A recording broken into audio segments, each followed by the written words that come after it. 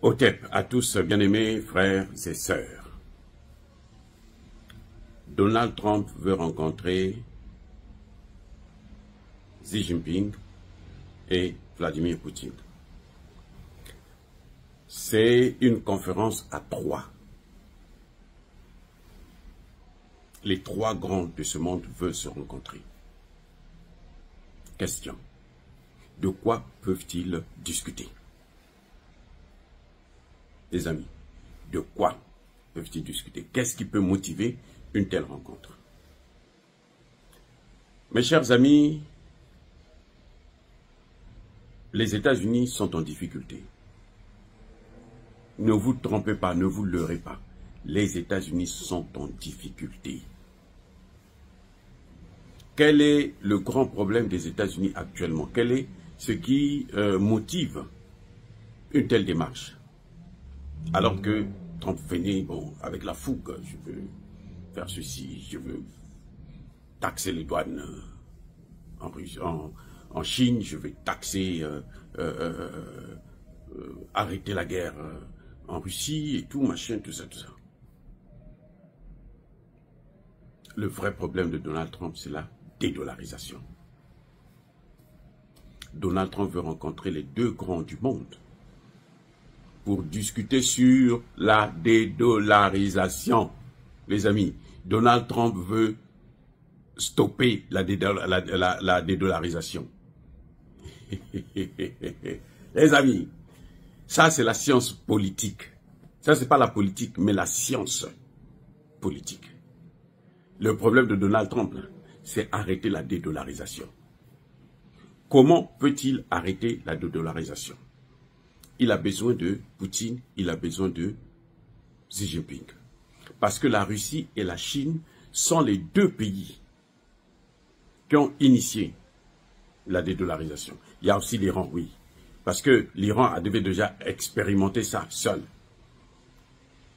Quand l'Iran était sous sanction. Après, quand les Russes aussi, en 2014, sont rentrés dans des sanctions, alors la Russie s'est dit, il faut trouver une solution.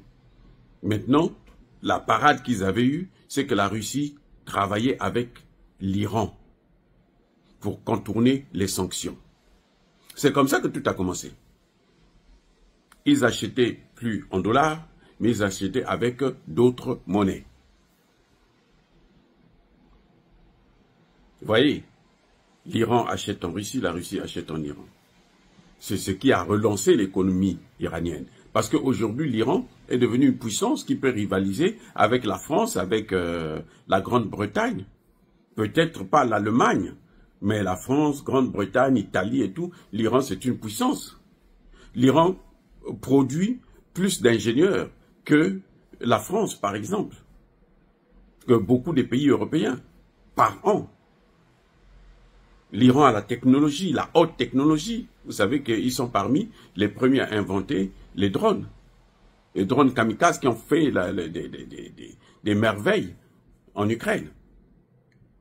Pour le compte de la Russie. Donc, et quand Poutine et l'Iran ont vu que ça marchait, lorsque on a renforcé les sanctions, Poutine s'est dit, mais nous avons aussi une organisation ici, les BRICS.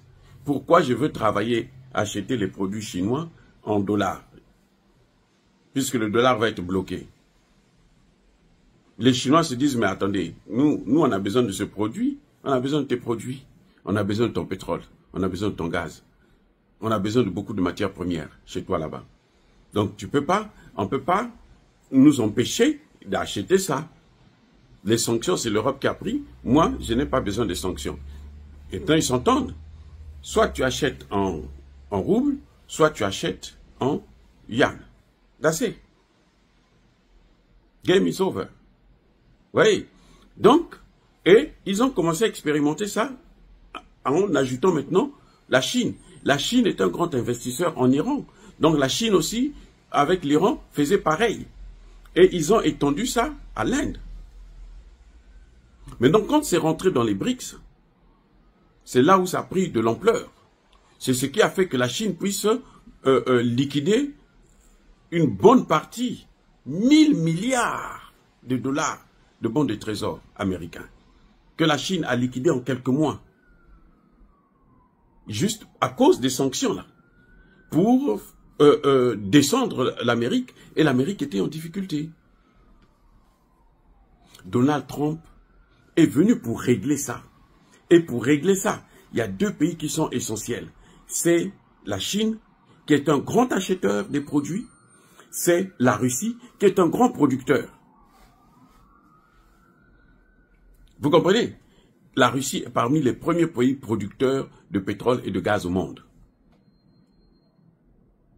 L'Arabie Saoudite, ils sont en train de finir. L'Arabie Saoudite, aujourd'hui, ce qui est important pour eux, ce sont les investissements qu'ils ont faits à partir de l'argent du pétrole. Contrairement aux pays africains qui prennent tout l'argent du pétrole, ils mettent dans les poches, ils volent et puis se partager ça avec la France et les autres pays européens.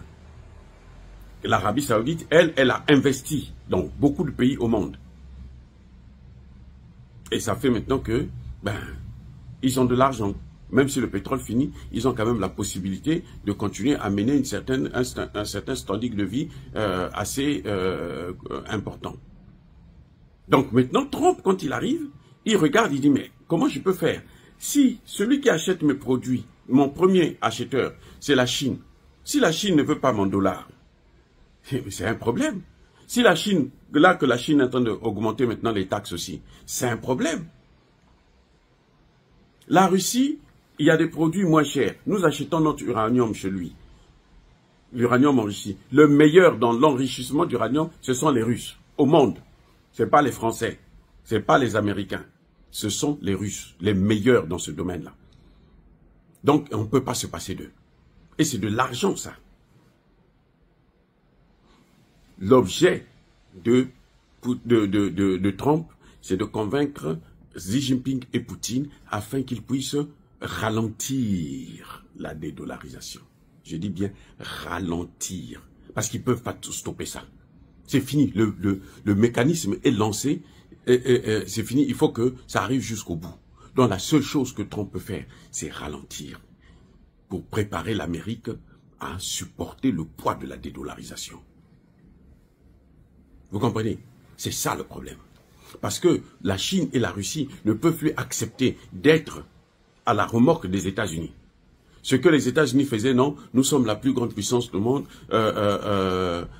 nous sommes le nouvel ordre mondial, c'est fini. C'est fini. Point final. C'est fini, il n'y a plus rien. Ils ne peuvent plus faire ça. Je vous ai dit, l'ancien président, Joe Biden, avant de partir, quelques mois avant, il avait envoyé sa secrétaire d'État au Trésor. C'est comme le ministre de l'économie et des finances en Chine, pour aller dire à la Chine, écoutez, ralentissez un peu avec votre industrialisation pour nous laisser le temps de vous rattraper. Les Chinois disent non, vous ne nous avez pas laissé le temps. Si vous êtes capable, rattrapez-nous. Nous, on s'en fout, nous, on avance. Elle a reçu une fin de non-recevoir. Les Chinois ont dit niet. We cannot do that. Niet. That's it. Go back. Elle est revenue en larmes. Donc maintenant, Trump arrive. Trump veut. C'est pour ça que vous voyez, il est en train d'amadouer les Chinois et les Russes. Son ministre, son vice-président américain, il était à Munich. Qu'est-ce qu'il a dit? Il dit la Russie et la Chine ne sont pas une menace pour l'Europe. Vous avez seulement pris des mauvaises décisions, c'est ça qui est en train de détruire vos économies. C'est pour faire, c'est quoi? C'est la main tendue. C'est parce qu'ils sont obligés d'adopter le profil bas. Ils ne peuvent pas venir avec les Européens pour voir, parce que Poutine a déjà montré que les Européens ne valent rien. Poutine a dit aux Européens que vous ne valez plus rien. Vous n'avez pas de souveraineté. Donc moi, pour moi, vous êtes rien. Ça, c'est le premier aspect, celui de la dédollarisation. Il y a un deuxième aspect qui est très important, qui est capital. Les trois grands du monde veulent se réunir pour diviser le monde, pour se partager le monde. Comment? En quoi faisant? Vous savez que l'Europe, c'est devenu pour l'Amérique. C'est le marchepied de l'Amérique. Eh oui, l'Europe là. C'est le paillasson des États-Unis. Ça, c'est déjà cuit.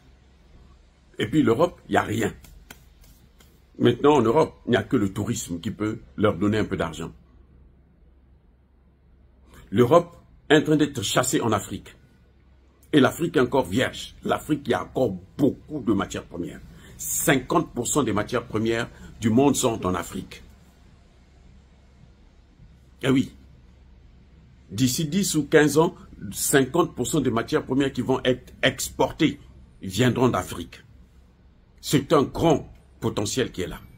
Qu'est-ce qu'il faut faire? Mais il faut partager ça. Les Américains ne veulent pas laisser. Les Chinois ont l'argent. Les Américains n'ont pas l'argent. Les Américains ont passé leur temps à investir dans des bases militaires pendant que les Chinois investissaient dans l'économie.